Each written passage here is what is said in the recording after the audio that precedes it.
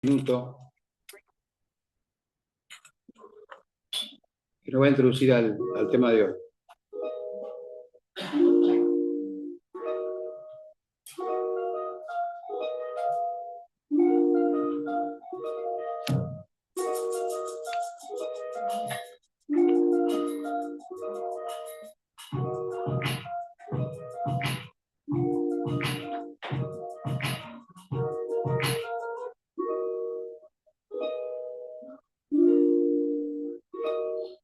Bueno, solamente eso.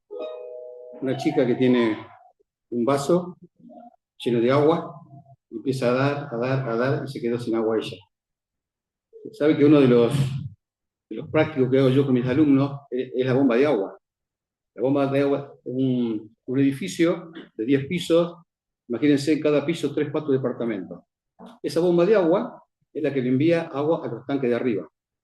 Eso va a los departamentos para lavar los platos, bañar al nene, la ducha del baño, hacer la comida, baldear el piso, todo el servicio del agua que estamos tan desesperados cuando se nos corta, depende de esa bombita que tira agua a los tanques de arriba. Ahora, ¿qué pasa? Esa bombita saca la cisterna.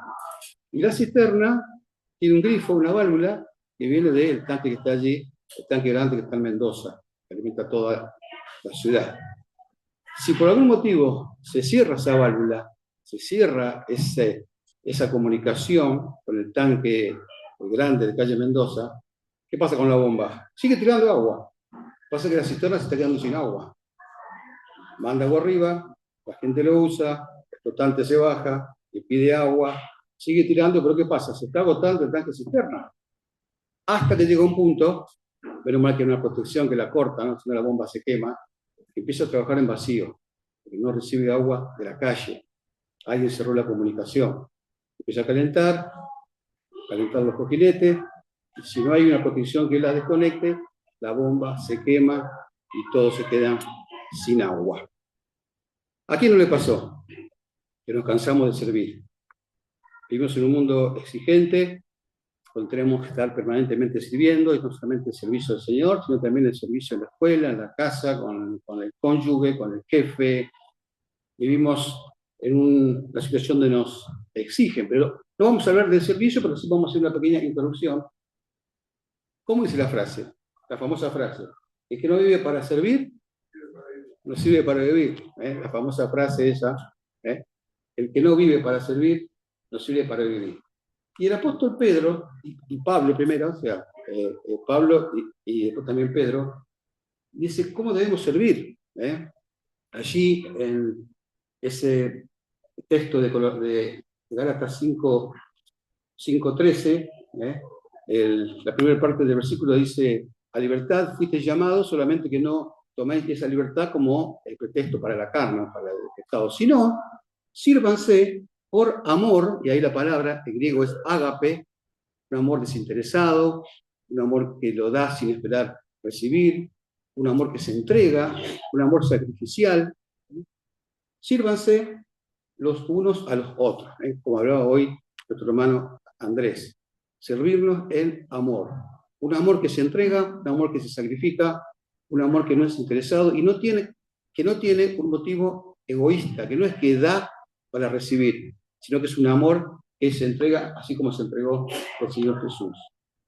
Una segunda forma de servir, aparte de por amor, es de buena voluntad, o sea, no de mala gana, no de mala gana, no de mala gana, o sea, de decir, bueno, sirvo, pero no tengo la gana, o me quejo, o me resulta molesto. Dice, sirviendo de buena voluntad como al Señor y no a los hombres. Allí está hablando sobre el tema del perdón, que dice, bueno, que el diablo no les engañe, sino ustedes también perdonen y sírvanse sirviendo de buena voluntad, con un buen ánimo, con alegría, con gozo. ¿Por qué? Porque vamos a ver que ese servicio que uno le hace, uno puede decir, pero ¿cómo? Yo a mi jefe no lo sirvo de buena voluntad. Yo a mi jefe no lo sirvo por amor. A mi jefe le sirvo porque me paga el sueldo. Pero el Señor dice que toda cosa que hagamos, sea de palabra o de obra, inclusive de pensamiento, que lo hagamos como para el Señor. Aunque el jefe sea medio criticón, medio gruñón, tengo que servirlo igual, por amor al Señor y de buena voluntad. Y Pedro nos dice allí, en su primera carta, en el capítulo 4, versículo 10, dice, cada uno según el don que ha recibido. Fíjense que no dice, si por allí algún don recibió, no. Dice, según el don que ha recibido. Nadie puede decir, a mí el Señor no me dio ningún don. Por lo menos un don, sea de servicio, sea de visitación, hospitalidad, de enseñanza. Un don cada uno tiene. Según el don que ha recibido, dice, ministrelo, sírvalo a los otros, dice, como buenos administradores. O sea, Dios nos va a pedir cuenta de ese don que un día nos dio, a ver cómo lo administramos. Buenos administradores de la multiforme gracia de Dios. Miren, la gracia de Dios tiene tantas formas que nos sorprende. Desde un misionero en una selva perdida, allí lleno de indígenas, hasta un hermano que está sirviendo en un orfanato con niños y otro que está sirviendo en un geriátrico con ancianos, dándole de comer.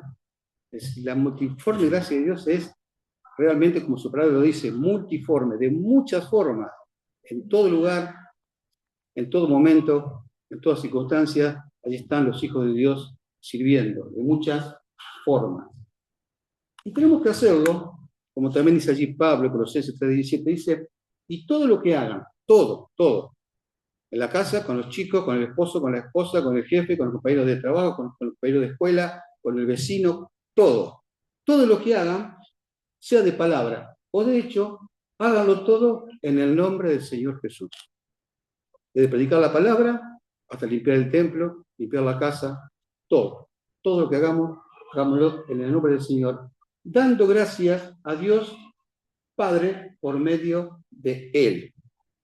Gracias a Dios Padre. Como dice allí también en Hebreos 12:28, dice, así que, dice, fíjese, recibiendo nosotros un reino inconmovible, tengamos gratitud. Gracias, como cantamos la canción. Gracias, Señor. Gratitud. Y mediante la gratitud, mediante ella, sirvamos a Dios de la forma que Él nos puso, donde nos puso, en ese lugar, aunque nos parezca un trabajo que mucho nos gusta, o una situación que sirvamos allí donde Dios nos puso, sirvamos con amor, con gratitud, agradándole a Dios con temor y reverencia. Y podemos decir con toda sinceridad, gracias Señor por permitirme servir y ser útil en esta tarea, la que sea, en la familia, en la escuela, en el trabajo, en la iglesia, en el barrio, con los vecinos, dar gracias al Señor porque nos permite ser útiles, servir y ser de buen testimonio para los demás.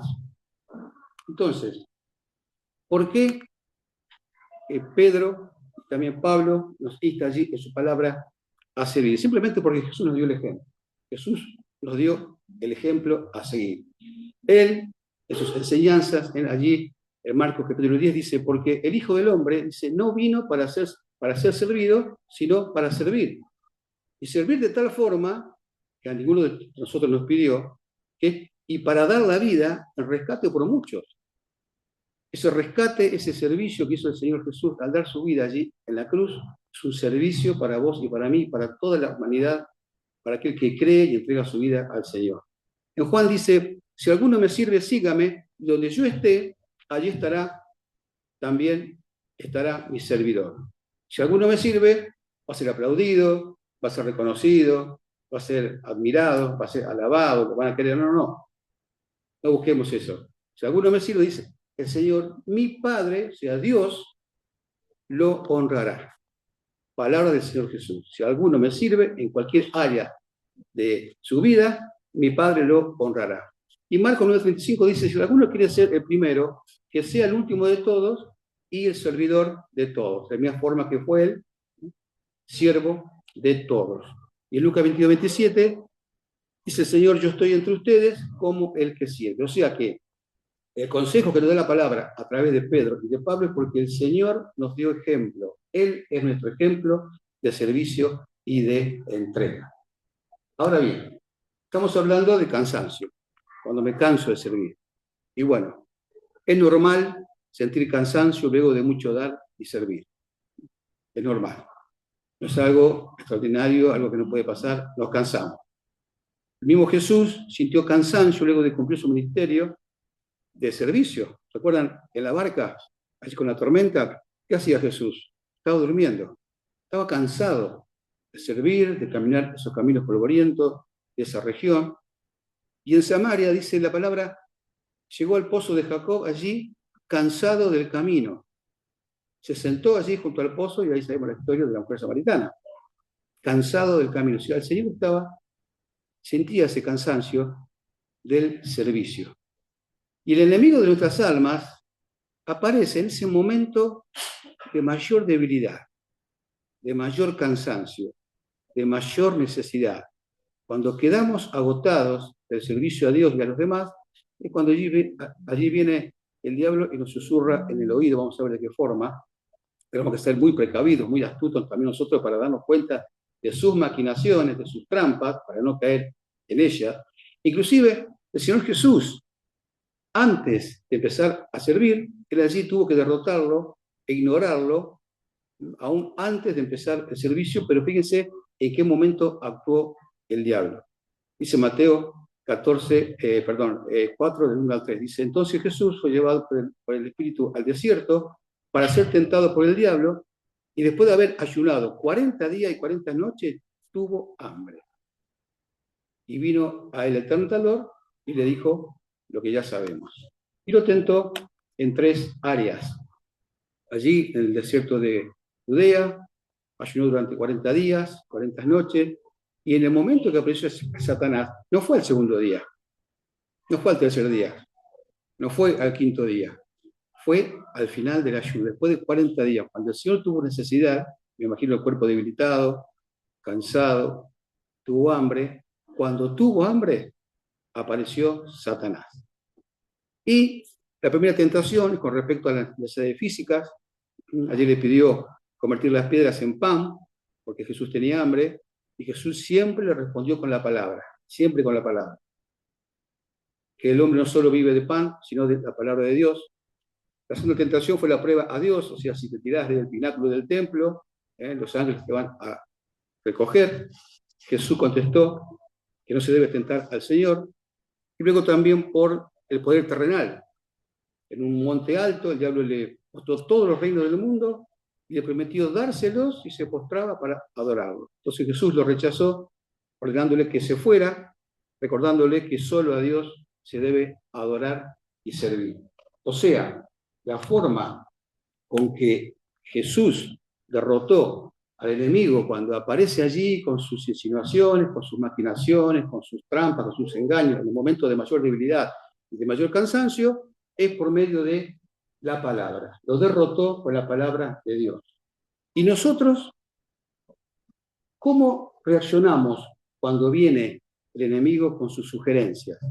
Allí, cuando estamos cansados del camino, cuando estamos cansados de servir, cuando estamos cansados de entregar nuestra vida, tenemos que saber que es muy astuto. Dice allí, en 2 Corintios 2:11, dice, miren, ustedes tienen que perdonar, dice, para que Satanás no gane ventaja alguna sobre nosotros. ¿Y sobre quién gana ventaja? Sobre aquel que ignora sus maquinaciones. En cambio, dice, pues no ignoramos, dice Pablo, dice, no ignoramos nosotros sus maquinaciones, sus trampas, sus engaños, sus enredos, sus palabras que parecen bonitas, de media verdad, y empieza engañándonos. Vamos a ver 3 armas que usa el enemigo en esos momentos de cansancio, de debilidad, de tristeza, de angustia, donde parece que las cosas no salen, donde parece que todos nos exigen, donde parece que se nos agota el agua, como esa chica que estaba dando y se quedó sin agua ella. En primer lugar, la autocomiseración. ¿Qué es eso? Es la lástima o pena excesiva que una persona siente por sí misma. Todos se aprovechan de mí, siempre me toca a mí, yo soy el que da todo, siempre me piden a mí. Ante una situación de sufrimiento donde él o ella se concentra de forma egoísta en su dolor, en su cansancio, en su angustia, en su tribulación, y adopta una actitud de víctima. Siempre yo. Siempre a mí. Siempre me toca a mí. Actitud de víctima, culpar a los demás o a Dios por los problemas personales. Un enfoque pasivo, quedarse en la queja sin buscar soluciones reales. Búsqueda de atención, usar el sufrimiento o la necesidad para lograr la compasión de otras personas. Y también aislamiento emocional. Sentir que nadie comprende su situación. Nadie sabe lo que me pasa, nadie me pregunta por mi situación. Entonces, esa autoconmiseración es un arma de Satanás. ¿Para qué? Para que nos olvidemos de la palabra de Dios, para que nos olvidemos de las promesas de Dios, para que nos olvidemos del consuelo de Dios y de la fuerza de Dios. Y nos centremos en lo que nos pasa, en cómo estoy, en cómo me siento, en mi cansancio de tanto servir.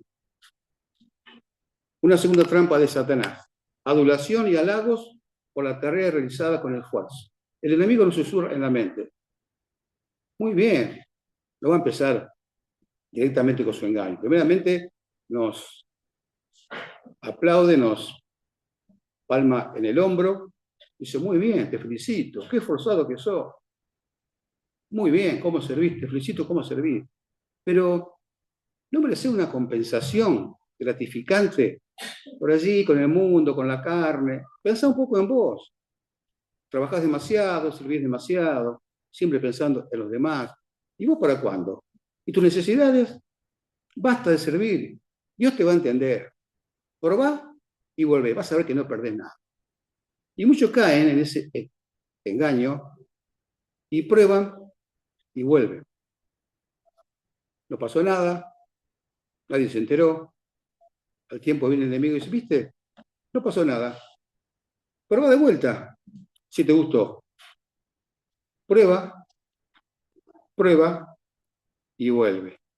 Luego prueba, prueba, prueba y vuelve. Luego prueba, prueba, prueba, prueba y vuelve. Y finalmente prueba, prueba, prueba, prueba y lo volvemos. El ejemplo de tantos hermanos que comenzaron con esta trampa del enemigo, empezando probando, probando, probando, probando, volviendo, hasta luego probando, probando, probando, probando y no volviendo más. La misma trampa que le hizo a Eva. La serpiente, el enemigo, otro dicho como es, que el diablo como es, sabe por viejo como es, el diablo sabe, o sea, tiene mucha experiencia en engañar al hombre. Sagaz, astuta, dice que la serpiente era astuta, sagaz, es lista, taimada, ladina, perspicaz e ingeniosa. Ingeniosa para el engaño. Lo cual le dijo a la mujer, a Eva: con que Dios ha dicho, qué bien, no comáis de todo el árbol del huerto. O sea, empieza siempre halagando, sembrando dudas sobre la perfecta voluntad de Dios en mi vida, y me hace creer que Dios nos pide más de lo que podemos dar, que nos está ocultando algo que nos beneficia.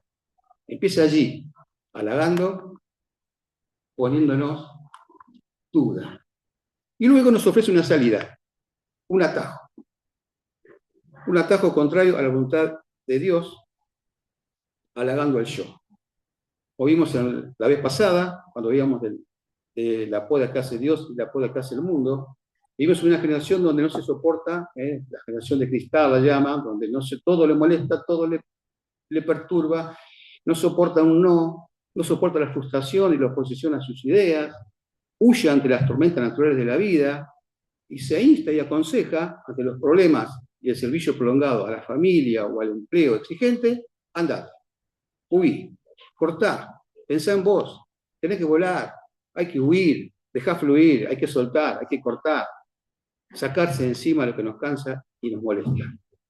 No se soporta el servicio continuo, no se soporta una palabra contraria, no se soporta un no se soporta el estar constantemente sirviendo a la familia, a los hijos, en el empleo, en la iglesia, que es una exigencia que tenemos que tener el agua, tenemos que tener permanentemente el agua, porque somos como esa bomba, ¿no? Que está dando, está sirviendo, pero ¿qué hace la bomba? Recibe, y lo que recibe, da, pero si no recibe, no puede dar, como esa bomba que trabaja en vacío. tiene que recibir para poder dar. Entonces, las trampas del enemigo: autocomiseración, sentir lástima de uno mismo; el halago falso y malintencionado para que busquemos un atajo contrario a la palabra de Dios; y la salida o escape fácil y contrario a la voluntad de Dios. Es como una llama de un fósforo que tira el enemigo en la mente y el corazón para ver si llama, la llama que llama. Una llama, fosforito, un pequeño fueguito, para ver si llama la atención de nuestro corazón para obedecerle a él y a sus macabras sugerencias. Ahí tenemos un campo con pasto seco y otro campo bien humedecido por la lluvia. Es la gráfica de dos corazones. El campo seco representa un corazón con queja, siempre a mí, me toca todo a mí, murmuraciones contra los demás, contra Dios, insatisfacción en lo que está haciendo, falta de comunión con Dios, con los hermanos, sin oración ni meditación en su palabra. Es todo queja y lamento, y por qué a mí, y esto no cambia más, y siempre yo, queja. El campo seco. El campo húmedo es aquel corazón donde rebosa alabanza y adoración, no solamente en el templo, sino cada día, mientras va en el auto, mientras está haciendo la comida, mientras está limpiando el piso, escuchando música cristiana, con letras de la palabra. Alabanza y adoración permanente, gratitud a Dios por poder servir. Señor, te doy gracias porque puedo ser útil. Gratitud a Dios y ser útil en comunión con Dios a través de la oración y su palabra, y también comunión con los hermanos. Si viene el enemigo y tira su pequeña llamita, el fosforito, ¿en cuál va a prender? ¿En el campo seco, esa hierba seca, o en el campo que está mojado? Y seguramente el campo seco lo va a quemar completo. Pero allá en el campo que está mojado, que está húmedo, y esa llamita va a caer y se va a apagar enseguida. No tiene combustible. Si el enemigo viene con sus sugerencias egoístas, adulando el yo, como una pequeña llama, dice: mirá, pensá en vos mismo, no sirvas tanto, tomate un recreíto, hacete un descanso, lejos de la voluntad de Dios, Dios te va a entender, probá y volvé.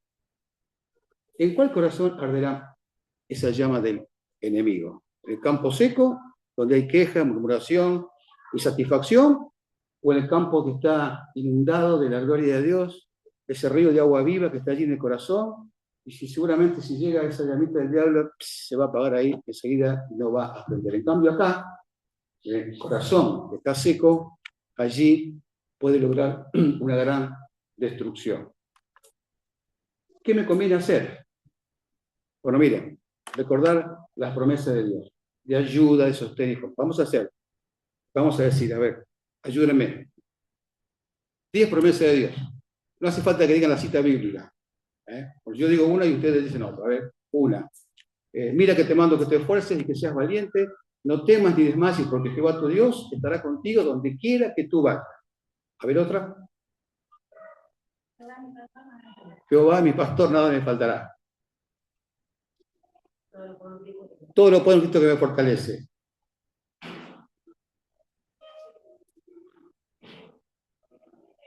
En el mundo tendré aflicción, pero confiad en mí. En el mundo tendré aflicción, pero confiad, yo he vencido al mundo.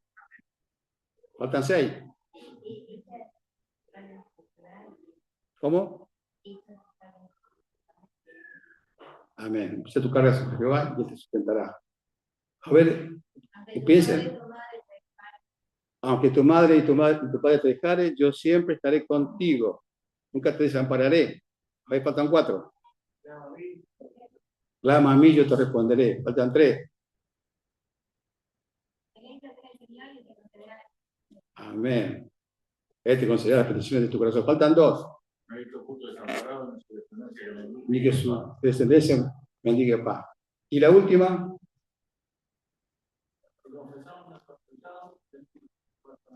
Y limpiarnos de nuestra maldad. Tantas promesas que hay. Hubiera yo desmayado si no creyera en la voluntad del Señor. Canta, Señor, mi roca, mi fortaleza, castillo fuerte eres tú. A él acudirá el justo y protegido será. Tanta promesa que los salmistas dicen, tú eres mi roca, mi castillo fuerte, mi fortaleza, no sé cuándo ha habido, en mi angustia, yo dormiré tranquilo, pero tenemos un montón de promesas, me parece que las tenemos en un recordatorio, en unos papelitos o en un cuadrito, pero tenemos que vivirlas. Esas promesas de Dios son las que apagan esa llama del enemigo. Las promesas de Dios. ¿Qué le pasó a Elías? Luego de un gran triunfo allí, con los profetas de Baal, la amenaza de una mujer lo deprimió. Dice, bueno, Señor, se fue a una cueva, Señor, basta, no quiero más, estoy cansado. Me cansé de servir, este pueblo es una roca dura, yo solamente quedé yo siendo fiel, basta, quítame la vida. Y el Señor le mandó un ángel, le da una comida que lo fortaleció, dice, mira, Elías, ¿estás cansado de servir? Sí, Señor. Bueno, levántate, comé, porque largo camino te resta. En vez de el día por ahí que diga que el Señor a través del ángel diga, bueno, Elías, te comprendo, que tu servicio fue muy, la verdad que está, no, lo alentó y dice, mira, comé esta comida que te sirvo, levántate porque largo camino te resta. Todavía falta más. Estés cansado, seguí. Y recordemos los sí pero no de Pablo. Estos sí pero no de Pablo, que están allí en 2 Corintios 4, 8, 9, dice, sí, es cierto, estamos atribulados en todo. Sí, pero no angustiados. Sí, es cierto, estamos en apuro, pero no desesperados. Sí, es cierto, estamos perseguidos, pero no desamparados. Sí, es cierto, estamos derribados, pero no destruidos. Y yo agregué allí, sí, es cierto, estoy cansado de servir, pero no estoy agobiado ni angustiado, ni voy a desistir. Podemos cansarnos de servir, pero no desmayar, ni desistir, abandonando el servicio. Allí en Hebreos 12, 3, 4 dice, miren, consideren aquel, que es el Señor Jesús, que sufrió tal contradicción de pecadores contra sí mismo, para que vuestro ánimo, nuestras ganas de servir, nuestro empuje, nuestra energía en el Señor, no se canse hasta desmayar. Y bueno, tiro la toalla, no sigo más, hasta aquí llegué. No, que no se canse hasta desmayar, porque aún no ha resistido hasta la carne, hasta la sangre, combatiendo contra el pecado. Ahí está diciendo que tenemos que seguir. Para terminar, tenemos una pregunta. ¿Cómo está tu vida hoy? ¿Está allí como ese campo seco, lleno de quejas, murmuraciones, insatisfacción, sin comunión con Dios y los hermanos? Por el contrario, está allí como ese campo verde y húmedo, con el agua del Espíritu Santo, lleno de alabanza, adoración, gratitud a Dios por poder servir y ser útil en comunión con Dios y con los hermanos. Esa es una pregunta para cada uno. ¿Cómo está tu vida hoy? Si está como el campo seco, bueno, es hora de regarla. El Señor,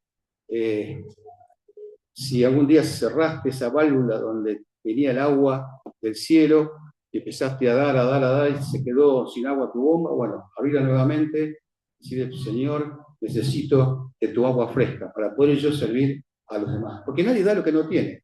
Nadie da lo que no tiene. Así que si queremos seguir sirviendo, tenemos que tener el poder de Dios. Vamos ahora. Señor, te damos gracias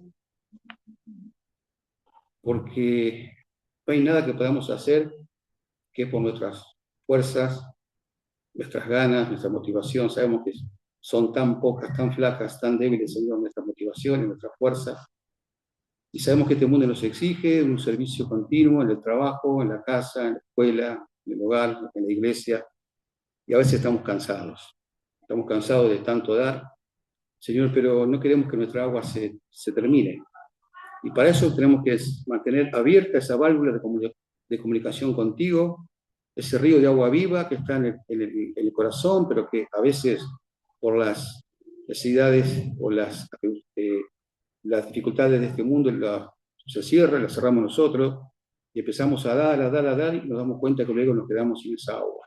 Sino que podamos mantener siempre esa válvula abierta, Señor, para recibir agua del cielo, el poder del Espíritu Santo, para que podamos dar, Señor, pero no por nuestras fuerzas, no con nuestras energías, sino con tu poder, con tus energías, con tu fuerza, Señor, sirviendo como si estuviéramos sirviéndote a ti. En cada cosa que hagamos, Señor, en el hogar, en la escuela, en el trabajo, en la iglesia, que podemos hacerlo de corazón, sin murmuración, sin queja, sin insatisfacción, sino por el contrario, con gozo, con alegría, sabiendo que tú nos permites servirte en cada área de nuestra vida. Te damos gracias, Señor, por este privilegio de ser útil a los demás. En el nombre de Jesús. Amén. La próxima reunión es el día miércoles a las 20 horas.